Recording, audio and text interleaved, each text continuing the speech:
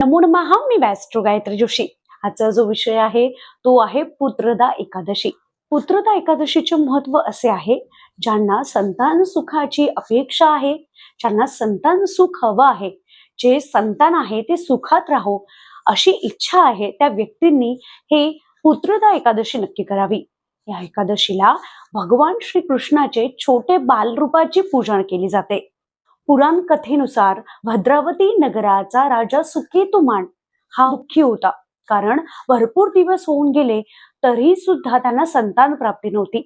राणी ही धार्मिक नक्की होती, मात्र संतान सुख नसल्यामुळे ते दुःखी असायचे. एक दिवशी राजा जंगलात गेला.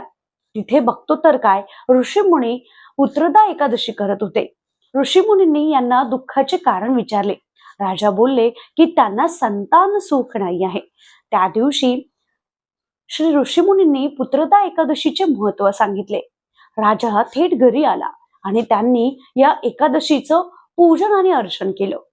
दिवसातच राणी गरोदर राहिली आणि त्यांना गुणी आणि पराक्रमी असा सुंदर पुत्र आशीर्वाद स्वरूप मिळाला. त्या दिवशीपासून पुत्रदा एकादशीचे महत्व फार जास्त वाढले आहे. म्हणून घेऊया पुत्रदा एकादशीला पुत्र प्राप्तीसाठी जी पूजा अर्चना करायची ती कशी करावी.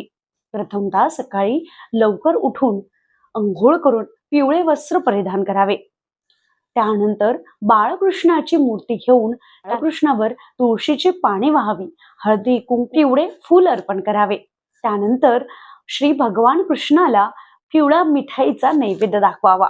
त्यानंतर दोघांनी संतान गोपाल मंत्राचा जप करावा.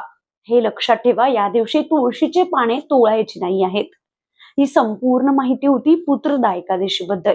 जर आपल्याला हा व्हिडिओ आवडला तर नक्कीच या व्हिडिओला लाईक करा, शेअर करा, कमेंट करा आणि चॅनलला सबस्क्राईब नक्की करा. भेटूया पुढच्या आध्यात्मिक माहितीसह.